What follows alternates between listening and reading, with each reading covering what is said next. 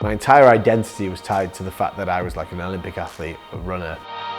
Being in Beijing is a super incredible, like life-changing experience. Certainly when you look back on it now and it sort of embeds itself in your brain.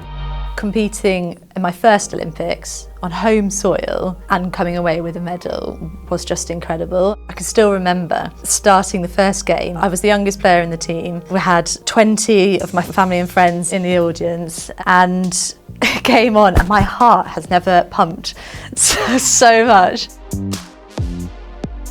It can be really difficult once an elite sports person ends their career, because that's all they have known and done throughout their entire lives. Through their childhood, they've been working and striving towards one goal, and that's to be the best sports person they can. And then they reach an age and suddenly they can't do it anymore and they need a new career. It gave me an identity and purpose. And the hardest part about transitioning from a career in professional sport to something else is that clarity of identity. When you retire, that transition is going to be tough no matter what, because you've gone from having such a structured lifestyle. You've had a real purpose, you've had a real goal. It's the one inevitability. It doesn't matter how successful you are as an athlete or how long or how short your career is. Once you start, the one guarantee is that at some point it will stop.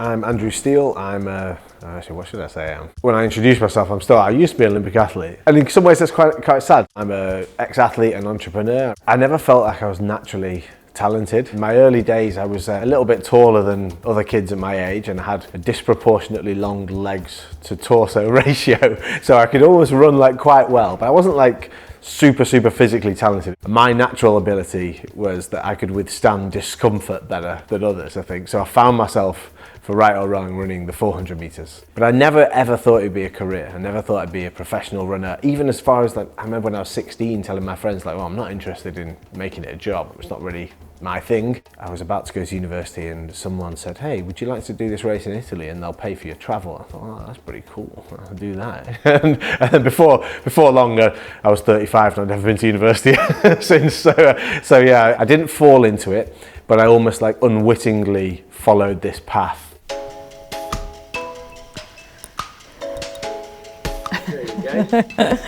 I'm Georgie Twigg. I am a former GB hockey player and I'm now a lawyer at Bird & Bird in London. I loved all sports when I was younger, and it was only really at secondary school where I started to take hockey seriously. I think though, even at that stage, I never really thought that the Olympics was a realistic target. Always at the back of my mind was, I was quite academic, so I was always still thinking about what I was going to do for my normal career away from hockey. My parents were quite key in driving that obviously my academic and my future career was important, and it was in second year of university the GB head coach rang me asking to go and trial with the senior squad ahead of London 2012, and because of the Olympics being in London, they'd just received national lottery funding, so it'd become a full-time programme. And then as a result of that trial period, I then got offered a full-time spot within the training squad. But obviously that was quite a tricky dilemma I had on my hands. I didn't want to just throw away my degree or postpone it and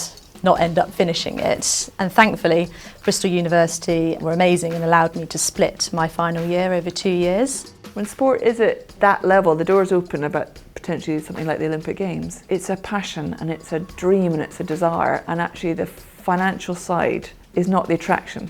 What happens is a lot of sports people, certainly when they're young sports people, when I hear them talking about the sacrifices they've made, the truth is they've never lived a different life. And so for me it was effortless. It wasn't really a choice, it wasn't a consideration. That was just what I did, that was my identity. For right or wrong, I was defined by how fast I ran on the track. I was 23, I think, and you kind of take a lot for granted because this is your plan A and you don't have a plan B and you don't almost appreciate things. I only really realised I could really feasibly, practically go to an Olympic Games probably a year before Beijing 2008. In 2007, I was lucky enough, I won the national championship, the British Trials in Manchester.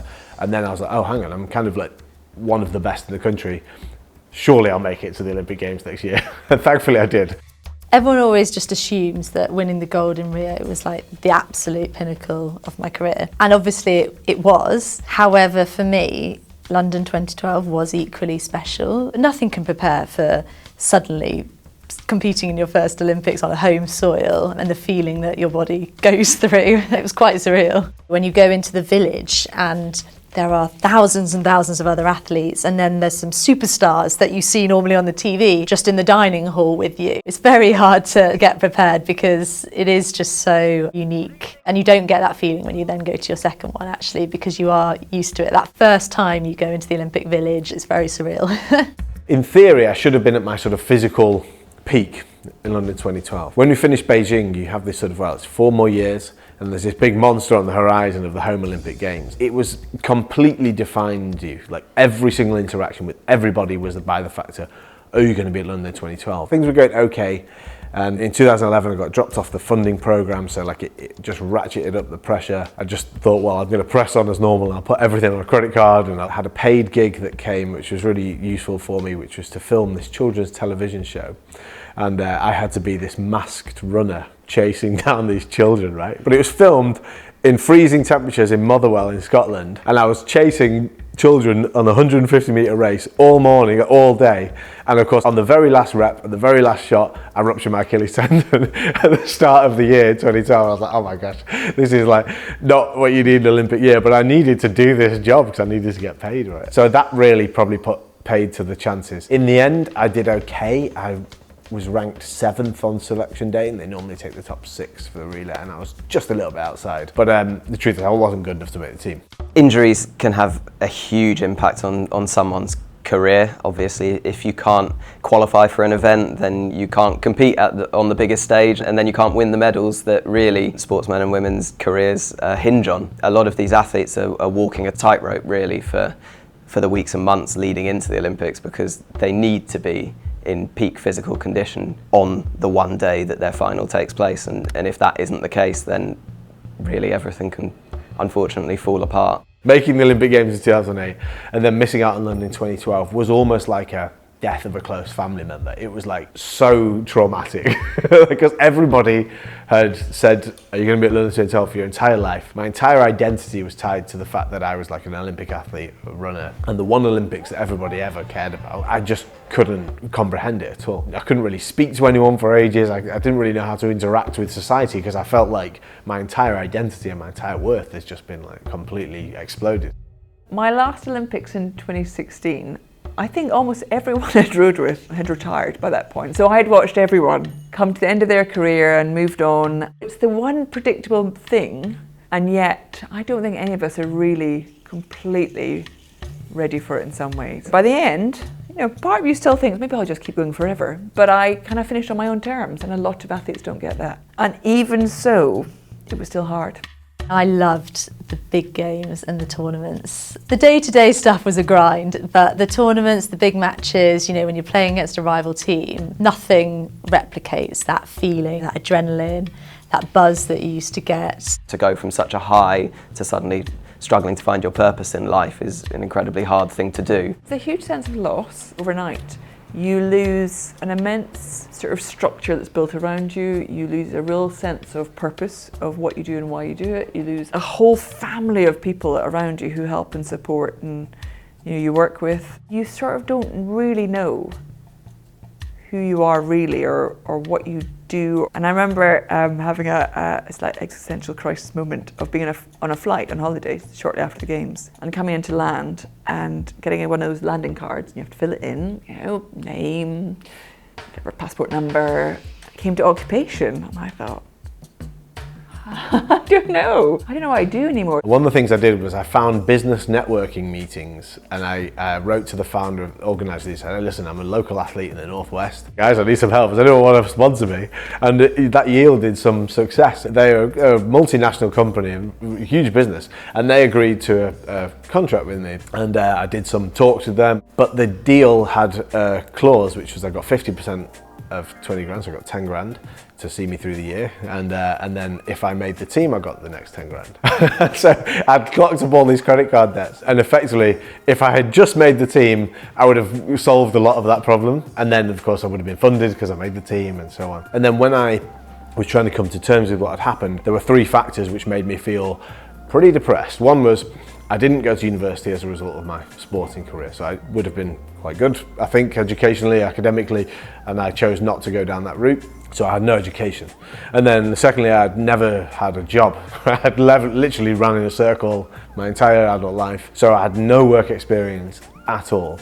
And then I had this huge credit card debt. Increasingly, there is an awareness of the mental health challenges that come with being an elite sports person. It used to be that everything was looked at from a purely physical perspective, but nowadays, as in the whole of society, there's a lot more awareness around the mental health situation. If we think about mental health as existing along a spectrum, we all will move up and down it depending on what's happening with life. Life doesn't stop when you're an athlete. There's all sorts of age and stage challenges that we see. Historically, there was no real thought given to sports people after they retire. The sporting world just washed their hands of them. They've served their purpose and on to the next generation. They were really left to their own devices. So over the last 10, 20 years, there is a lot more importance placed on planning your future career. There are a lot of programs, educational structures in place to help athletes prepare for what they're going to do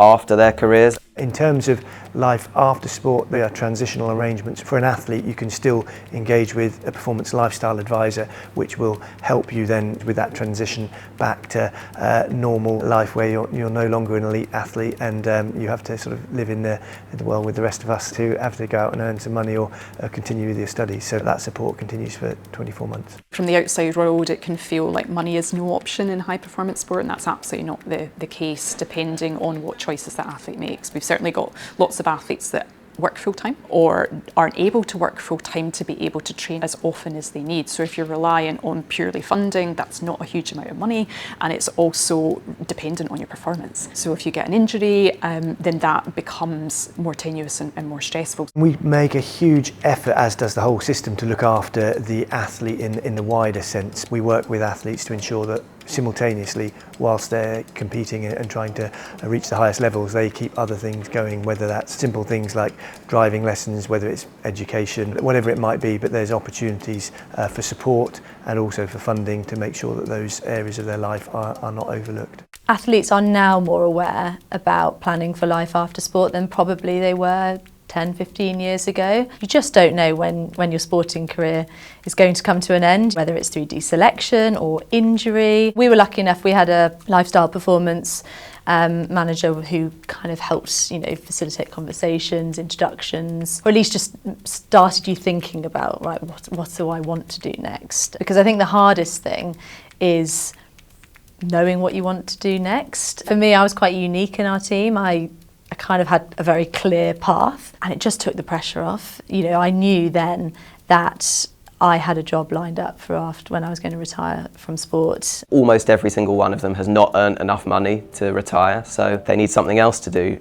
A lot would love to go down the media route, so they become presenters or pundits. Some of them go into the corporate world. There are a lot of transferable skills that they've learnt through working in a team, self-belief and how to deliver goals. Some of them go completely left field, like one that I interviewed recently who had gone into the family ice cream cone business, which has nothing at all to do with sport. He said no one in the ice cream business has any idea that he competed at 2 Olympic Games. So there's all sorts of different routes that you can go down, and that can be very, very difficult when you have had the adulation of competing in front of tens of thousands of people. The really top athletes share a lot of very, very similar traits. They are very resilient, they're very focused, they're very good at knowing what they want. They also are agile. This is why I think when athletes move on, and as hard as that initial change from your athletic career is, those traits that they have, all of these skills are absolutely essential in other areas of life and other jobs and careers in other situations. You realise that things that made you brilliant as an athlete can make you brilliant in other areas too. I tried to get the traditional career, and one of those was I thought, oh, maybe I'll go into finance. I looked at a couple of, it was HSBC's graduate scheme, but of course I wasn't a graduate. If I'd made the London 2012 team, I probably would have had support and funding for at least the next 4 years. But if it had done that, when various opportunities came, one of which ended up being the spark which started my entrepreneurial career, I would have dismissed them. By being put in this difficult position, it forced me to be very open-minded about who I was, what I could potentially achieve, and not have these sort of blinkers on. It just led me to be a complete open book and say, I'll take any opportunity I can and maybe I can pull it off. So I was in Arizona in early 2013. I got a swab in the post from a genetic scientist who was trying to look for feedback from sports people as to how they were made on a genetic level and how that might differ from non-sports people. When I got the results, he spoke me through them, and for some reason at that point I thought it was my right to give him what I now would call digital product feedback. I said, well, people like me would probably buy it if you could show the results in this way and you could communicate this like X, Y, Z. And that led to meeting a guy who went on to become my co-founder in a business called DNA Fit. Over the next 5 years, we grew to about 75 staff and millions a year in revenue. And in 2018, the business was acquired by a bigger health tech business. And I suddenly realized at that point when I sold this business for, double-digit millions, whoa, I kind of erased all my lack of education and work experience. My CV doesn't matter anymore. Thank God I'm not in that position that I was in 2012. While they may not have been to university, they may not have the same qualifications that some of their peers that haven't been sports people have. They have gathered attributes, teamwork and dedication and things like that other people haven't been able to do, and they can harness that in other spheres. And there's a lot more in place now to help people work out how to translate that from a sporting environment into other environments. I'd be saying, you do need to start thinking about life after sport earlier than you might think, because you just never know when your career might come to an end. I still miss being a competitive athlete every day. What I miss is this clarity of purpose, because in sport it's so clear. I will run fast or I won't, and I'll win the thing or I won't. And then in normal life, things aren't clear. It's all messy and that line's all squiggly as to how you progress or what you do. So that's what I miss. I miss that sort of clarity of purpose. So one of the biggest mistakes we all make is waiting until we think we're ready. Waiting until you know you're okay to do it. When the opportunity comes, just grab it.